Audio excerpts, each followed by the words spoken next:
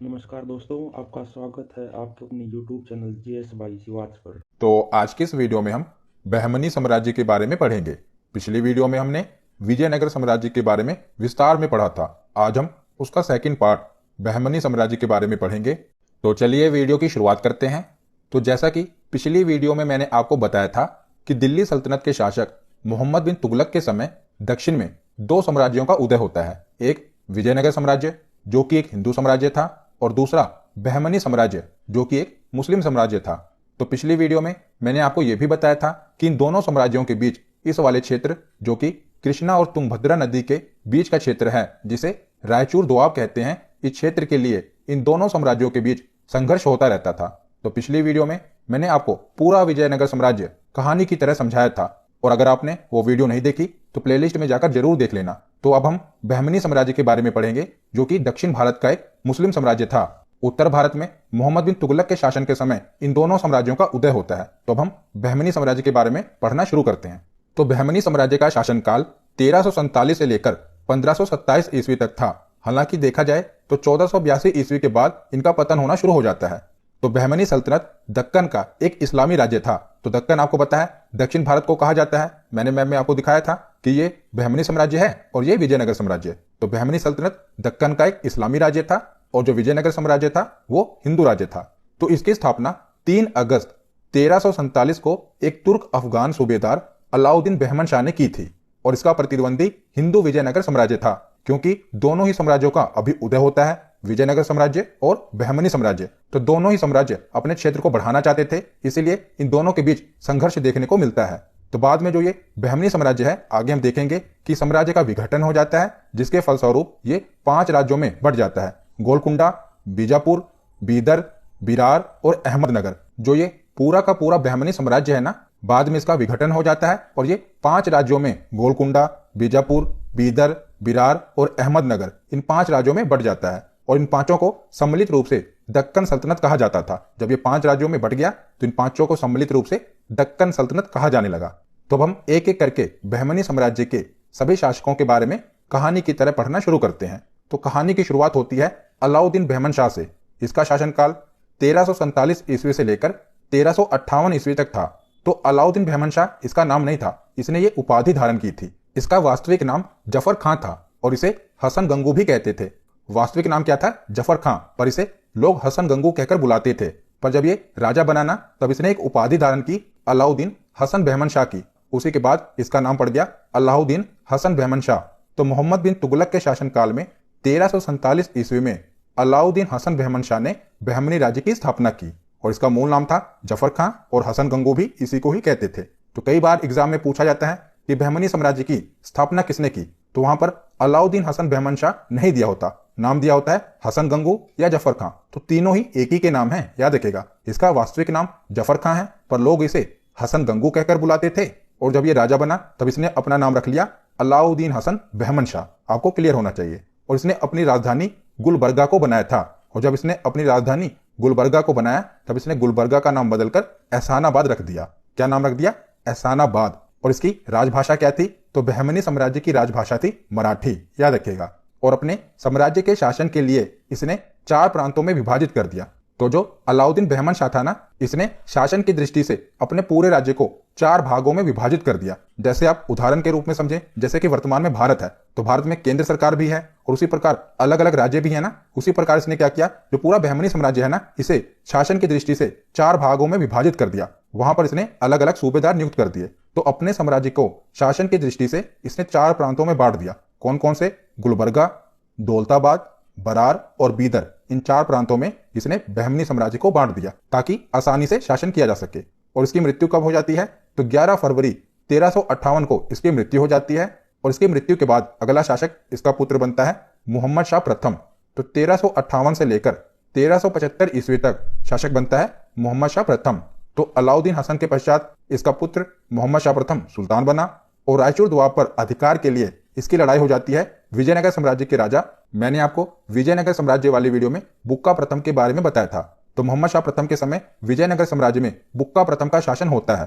तो रायचूर दोआब के लिए इन दोनों के बीच 1368 ईस्वी में अदोनी की लड़ाई हो जाती है, और इस युद्ध में सबसे पहले बारूद का प्रयोग बुक्का प्रथम के विरुद्ध मोहम्मद शाह प्रथम करता है। हो सकता है आपने सुना हो कि बाबर ने भारत में सबसे पहले बारूद का प्रयोग किया, वो भी ठीक है, उसने उत्तर भारत में सबसे पहले बारूद का प्रयोग किया था, पर दक्षिण भारत में सबसे पहले बारूद का प्रयोग मोहम्मद शाह प्रथम ने किया था। पर हाँ, इसने उतने बड़े पैमाने पर नहीं किया जितने बड़े पैमाने पर बाबर ने बारूद का प्रयोग किया था। तो दक्षिण भारत में सबसे पहले मोहम्मद शाह प्रथम ने युद्ध में बारूद का प्रयोग किया था। किसके विरुद्ध किया था? बुक्का प्रथम के विरुद्ध किया था। और इस युद्ध का नतीजा क्या होता है?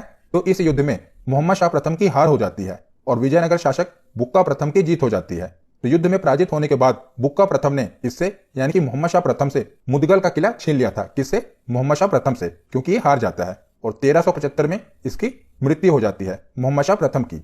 तो मोहम्मद शाह प्रथम की मृत्यु के बाद अगले 2 शासक बनते हैं। तो ये इतने योग्य शासक नहीं थे, इनके बारे में आपको डिटेल में नहीं पढ़ना, पर मैं आपको बता देता हूं कि अगले 2 शासक कौन बनते हैं। पहले बनता है अलाउद्दीन मुजाहिद शाह। ये 1375 ईस्वी से लेकर 1378 ईस्वी तक बहमनी साम्राज्य का शासक बनता है। उसके बाद 1378 ईस्वी में दाऊद प्रथम बनता है। तो मोहम्मद शाह की मृत्यु के बाद उसका पुत्र मुजाहिद शाह शासक बनता है।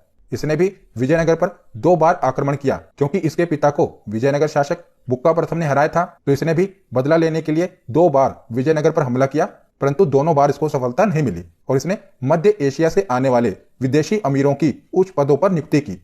तो जो मध्य एशिया से अमीर लोग आए थे ना, इसने उसको अपने दरबार में उच्च पदों पर नियुक्ति दे दी, जिस कारण क्या हुआ कि इसके यहाँ के जो अमीर थे वो इससे नाराज हो गए। और परिणाम क्या निकला? तो इसके परिणाम स्वरूप उन्होंने एक षड्यंत्र रचा और 1378 ईस्वी में इसकी हत्या कर दी। किसकी? अलाउद्दीन मुजाहिद शाह की। तो अलाउद्दीन मुजाहिद शाह की हत्या के बाद अगला शासक उसका चचेरा भाई दाऊद को बनाया जाता है। तो दाऊद 1378 ईस्वी में सुल्तान बनता है, परंतु ये भी कुछ दिनों तक ही सिंहासन पर बैठ पाता है। उसके बाद क्या होता है कि जो मुजाहिद शाह की बहन होती है वो षड्यंत्र रचकर इसकी हत्या करवा देती है, मतलब कि ये ज्यादा दिनों तक शासक नहीं बन पाता। तो मोहम्मद शाह प्रथम की मृत्यु के बाद 2 शासक बनते हैं, अलाउद्दीन मुजाहिद शाह, और अलाउद्दीन मुजाहिद शाह की हत्या के बाद शासक बनता है दाऊद प्रथम। तो ये दोनों ज्यादा देर तक शासक नहीं बने रहते। उसके बाद अगला शासक बनता है मोहम्मद शाह द्वितीय। ये 1378 ईस्वी से लेकर 1397 ईस्वी तक बहमनी साम्राज्य का शासक रहता है। तो मुजाहिद द्वितीय को ही मोहम्मद शाह द्वितीय कहा जाता है, यानी कि इसका अन्य नाम मुजाहिद द्वितीय भी था। और बहमनी राज्य के सिंहासन पर इस जैसा शांति प्रिय और विद्वान अनुरागी सुल्तान कभी नहीं बैठा, क्योंकि इसने अपने शासनकाल में ज्यादा युद्ध नहीं किए। इसने सिर्फ जनता की भलाई के लिए ही कार्य किए। इसने जन कल्याण के लिए बहुत से काम किए और इसने विजयनगर साम्राज्य के साथ भी मैत्रीपूर्ण संबंध बनाए रखे, यानी कि इसने विजयनगर साम्राज्य के साथ भी युद्ध नहीं किया। और 1397 ईस्वी में इसकी मृत्यु हो जाती है। तो इसकी मृत्यु के बाद अगला शासक बनता है ताजुद्दीन फिरोज। ये 1397 ईस्वी से लेकर 1422 ईस्वी तक शासक बना रहता है बहमनी साम्राज्य का। तो यह बहमनी वंश के सर्वाधिक विद्वान सुल्तानों में से एक था और यह विभिन्न भाषाओं का ज्ञानी था। तो विभिन्न भाषाओं का ज्ञानी ये इसलिए भी था क्योंकि इसने उस समय अलग अलग देशों की रानियों से शादी की हुई थी। तो फरिश्ता के अनुसार फिरोज फारसी, अरबी, तुर्की, इसके अतिरिक्त तेलुगु, कन्नड़ और मराठी भाषाओं का जानकार था। तो इसको बहुत सी भाषाएं आती थी। तो इसने क्या किया था? तो इसने भीमा नदी के तट पर फिरोजाबाद की स्थापना ताजुद्दीन फिरोज ने की थी। बहुत ही इंपॉर्टेंट है, कई बार एग्जाम में पूछा गया है कि फिरोजाबाद की स्थापना किसने की थी? तो ताजुद्दीन फिरोज ने। किस नदी के किनारे? तो भीमा नदी के किनारे इसने फिरोजाबाद की स्थापना की थी। और ताजुद्दीन फिरोज खगोलकी को प्रोत्साहन देता था। इसने दौलताबाद के पास एक वेधशाला भी बनवाई थी। किसने? ताजुद्दीन फिरोज ने। और उसके बाद आगे चलते हैं। तो इसने देवराय प्रथम, तो इसके समय विजयनगर साम्राज्य का शासक था देवराय प्रथम। तो इसने देवराय प्रथम से 2 बार युद्ध किया और उसे पराजित करके उसके पुत्री से विवाह कर लिया। किसने? ताजुद्दीन फिरोज ने देवराय प्रथम को 2 बार हराया और उसके बाद क्या किया? उसकी पुत्री से विवाह कर लिया। तो ताजुद्दीन फिरोज के बाद अगला शासक बनता है शिहाबुद्दीन अहमद प्रथम। ये 1422 ईस्वी से लेकर 1436 ईस्वी तक बहमनी साम्राज्य का शासक था। तो शिहाबुद्दीन अहमद प्रथम ने अपनी राजधानी गुलबर्गा से हटाकर बीदर में स्थापित कर दी। तो अभी तक जितने भी बहमनी साम्राज्य के शासक हुए उनकी एक ही राजधानी थी गुलबर्गा। पर जैसे ही शिहाबुद्दीन अहमद प्रथम शासक बना, इसने सबसे पहले क्या किया? इसने गुलबर्गा से राजधानी हटाकर बीदर कर दी और इसने बीदर का नया नाम मुहम्मदाबाद अपने पुत्र के नाम पर मुहम्मदाबाद रख दिया। जैसे कि हमने शुरू में पढ़ा था कि अलाउद्दीन बहमन शाह ने गुलबर्गा का नाम क्या रख दिया था? एहसानाबाद। उसी तरह जब इसने अपनी राजधानी बीदर को बनाया तो इसने बीदर का नाम मुहम्मदाबाद रख दिया। तो शिहाबुद्दीन अहमद को अहमद शाह वली या संत अहमद के नाम से भी जाना जाता था। इसकी उपाधि थी। कई बार एग्जाम में पूछा गया है कि किस बहमनी शासक को अहमद शाह वली या संत अहमद के नाम से जानते हैं? तो शिहाबुद्दीन अहमद प्रथम को अहमद शाह वली या संत अहमद के नाम से जाना जाता था। जो इसका शासन था यह धर्म एवं न्याय के लिए प्रसिद्ध था, इसीलिए इसे संत अहमद कहते थे। वैसे इसका नाम अहमद प्रथम था, पर इसका जो शासन था यह धर्म और न्याय के लिए प्रसिद्ध था, इसीलिए इसे संत अहमद भी कहा जाता था। याद रखिएगा। तो शिहाबुद्दीन अहमद प्रथम की मृत्यु के बाद जो अगले शासक बनते हैं ये इतने योग्य नहीं होते। ये 3 शासक हैं, देख लीजिए। पहले हैं अहमद शाह द्वितीय, इनका शासन 1436 से लेकर 1458 ईस्वी तक था। उसके बाद अगला शासक बनता है अलाउद्दीन हुमायूं, इसका शासन 1458 ईस्वी से लेकर 1461 ईस्वी तक रहा। उसके बाद अगला शासक बनता है निजामुद्दीन अहमद शाह, इसका शासन 1461 से लेकर 1463 ईस्वी तक था। ये तीनों ही शासक इतने योग्य नहीं होते और ना ही इन्होंने ऐसा काम किया है जो मैं आपको पढ़ाऊं और जो कि एग्जाम में पूछा जाए। ये तीनों शासक अयोग्य शासक थे, पर मैंने आपको इसलिए बता दिए ताकि आपको पता रहे कि शिहाबुद्दीन अहमद प्रथम के बाद अगले 3 शासक कौन बने। तो इन तीनों के बाद जो अगला महत्वपूर्ण शासक बनता है उसका नाम था मोहम्मद तृतीय। तो मोहम्मद तृतीय का शासनकाल 1463 ईस्वी से लेकर 1482 ईस्वी तक था। तो राजारोहण के समय मोहम्मद तृतीय की आयु केवल 9 वर्ष की थी, यानी कि जब मोहम्मद तृतीय को राजा बनाया गया तो इसकी आयु मात्र 9 वर्ष थी। तो मोहम्मद तृतीय के शासनकाल में ख्वाजा जहां की उपाधि से महमूद गवां को प्रधानमंत्री नियुक्त किया गया। तो जैसे कि जो मोहम्मद तृतीय थे राजा तो यही थे, पर इनकी आयु 9 वर्ष थी, इसीलिए जो वास्तविक शक्तियां थी इनके प्रधानमंत्री महमूद गवां के पास थी। महमूद गवां को ख्वाजा जहां की उपाधि से नवाजा गया था, तो वास्तविक शक्तियां महमूद गवां के पास थी। और महमूद गवां कौन थे? तो महमूद गवां एक ईरानी व्यापारी थे जिन्हें बाद में राजा का प्रधानमंत्री बना दिया गया, महमूद गवां को। तो महमूद गवां ने बहमनी साम्राज्य का खूब विस्तार किया। इसने विजयनगर शासक विरूपाक्ष द्वितीय को पराजित करके गोवा और दाबोल भी छीन लिया। ये बहुत ही प्रतापी सेनापति था। इसने बहमनी साम्राज्य का खूब विस्तार किया और महमूद गवां ने बीदर में एक महाविद्यालय यानी कि एक मदरसे की स्थापना कराई। इसमें 1000 अध्यापक और विद्यार्थी रह सकते थे। किसने कराई? महमूद गवां ने। पर 1482 ईस्वी में मोहम्मद तृतीय जो राजा था इसने महमूद गवां को मृत्यु दंड दे दिया, जबकि महमूद गवां ने बहमनी साम्राज्य का बहुत विस्तार किया था। फिर भी मोहम्मद तृतीय ने इसको फांसी दे दी। क्यों? क्योंकि मोहम्मद तृतीय के जो बाकी के मंत्री थे ना, ये महमूद गवां से बहुत ही जलते थे। क्योंकि जो महमूद गवां था एक विदेशी था, क्योंकि ये ईरानी था और ये राजा के बहुत ही करीब आ चुका था। तो बाकी के मंत्री ये नहीं चाहते थे कि राजा के इतने करीब आए, तो वो राजा के कान भर देते हैं कि जो महमूद गवां है ना एक दिन खुद राजा बन जाएगा, क्योंकि इसी ने बहमनी साम्राज्य का खूब विस्तार किया और ये आपको हटाकर एक दिन राजा बन जाएगा। तो मोहम्मद तृतीय क्या करता है? उसको फांसी की सजा सुना देता है और उसको बाद में फांसी पर चढ़वा देता है। किसे? महमूद गवां को। और यहीं पर ये गलत काम कर देता है, क्योंकि जो महमूद गवां था इसी ने बहमनी साम्राज्य का विस्तार किया और ये राजा के अंदर ही काम कर रहा था। फिर भी बाकी के मंत्री ये नहीं चाहते थे कि महमूद गवां राजा के इतने करीब पहुंचे, क्योंकि महमूद गवां बाकी मंत्रियों से बहुत बाद में आया था और ये बहुत ही ऊपर पदवी पर पहुंच गया था। इसलिए बाकी मंत्रियों ने इसे फांसी की सजा दिलवा दी। तो अगला शासक बनता है महमूद शाह। महमूद शाह का शासनकाल 1482 ईस्वी से लेकर 1518 ईस्वी तक था। तो मोहम्मद तृतीय के बाद अगला शासक उसका अल्पसंख्यक पुत्र महमूद शाह बना। और महमूद शाह के समय भी वास्तविक शक्तियां उसके प्रधानमंत्री कासिम बरीद और उसके पुत्र अमीर उल बरीद के हाथों में थी। तो दोनों बाप बेटों के हाथों में शक्तियां थी और दोनों बाप बेटे बाद में महमूद शाह को ही हटा देते हैं, क्योंकि दोनों ही बहुत ही शातिर होते हैं और बाद में महमूद शाह को हटा देते हैं। तो महमूद शाह के बाद बहमनी साम्राज्य का अंतिम शासक बनता है कलीमुल्ला। तो कलीमुल्ला का शासनकाल 1518 ईस्वी से लेकर 1527 ईस्वी तक रहा। बाद में जो इसका साम्राज्य था बहुत ही सीमित क्षेत्र में था, क्योंकि अभी हम देखेंगे कि इसी के शासन के बाद जो बहमनी साम्राज्य है ना ये अलग अलग क्षेत्रों में बंट गया। तो कलीमुल्ला बहमनी वंश का अंतिम शासक था। इसके मृत्यु के समय बहमनी राज्य 5 स्वतंत्र राज्यों में बंट गया। अब हम देखेंगे, मैंने आपको शुरू में ही बताया था ना कि बाद में क्या होता है कि बहमनी साम्राज्य विघटित हो जाता है और 5 अलग अलग स्वतंत्र क्षेत्रों में बढ़ जाता है। तो ये कौन कौन से क्षेत्र हैं वो हम देख लेते हैं। तो ये 5 राज्य निम्नलिखित हैं। तो इन 5 राज्यों के अलग अलग संस्थापक बन जाते हैं और वो अपना स्वतंत्र साम्राज्य शुरू कर देते हैं। तो जैसे कि बरार, तो बरार के संस्थापक थे फतेह उल्लाह इमाद और यहीं से इन्होंने इमाद शाही वंश की शुरुआत की। इनका नाम है इमाद, तो यहीं से शुरू हुआ इमाद शाही वंश। कहां पर? बरार में। दूसरा स्वतंत्र राज्य था बीजापुर। इसकी स्थापना की यूसुफ आदिल खान ने और इन्होंने आदिल शाही वंश की शुरुआत की बीजापुर में। तीसरा स्वतंत्र राज्य था अहमदनगर, जिसकी स्थापना मलिक अहमद ने की और यहीं से शुरुआत होती है निजाम शाही वंश की। चौथा स्वतंत्र राज्य था गोलकुंडा। गोलकुंडा के संस्थापक थे कुली कुतुब शाह। बहुत ही इंपॉर्टेंट है, कौन? कुली कुतुब शाह। इन्होंने गोलकुंडा साम्राज्य की स्थापना की और यहीं से कुतुब शाही वंश की शुरुआत होती है गोलकुंडा में। और 5वां स्वतंत्र क्षेत्र था बीदर। बीदर के संस्थापक थे अमीर अली बरीद। तो बरीद शाही वंश की यहीं से शुरुआत होती है बीदर से। तो 5 स्वतंत्र राज्यों की शुरुआत होती है बरार, बीजापुर, अहमदनगर, गोलकुंडा और बीदर। इनके संस्थापक के नाम आपको याद होने चाहिए। तो यहां पर हमने बहमनी साम्राज्य के बारे में पढ़ लिया। अब हम बहमनी साम्राज्य के प्रशासन के बारे में देख लेते हैं। तो अब हम बहमनी साम्राज्य के प्रशासन के बारे में देख लेते हैं कि यानी बहमनी साम्राज्य चलता क्या था, इसकी प्रशासन व्यवस्था क्या थी, कौन कौन से मंत्री थे। तो सबसे पहले एक पदवी होती थी वकील सल्तनत की। तो इसमें कौन होता था, तो दिल्ली के मलिक नायब के समान ये पदवी होती थी। तो मलिक नायब एक उपाधि होती थी, ये राजा के बहुत ही करीबी मंत्री होता था। जैसे आपने मलिक काफूर के बारे में सुना होगा ना, अलाउद्दीन खिलजी का एक वफादार सेनापति था मलिक काफूर। तो अलाउद्दीन खिलजी ने उसे मलिक नायब की उपाधि सौंपी थी। मलिक नायब यानी कि जो राजा का खास वफादार मंत्री होता था और राजा के सबसे करीब होता था, राजा की तरफ से ही वो काम करता था। तो वकील सल्तनत की एक पदवी होती थी जो कि दिल्ली के मलिक नायब के समान होती थी। दूसरा मंत्री होता था वकील ए कुल। तो सभी मंत्रियों के कार्यों का निरीक्षण करता था वकील ए कुल।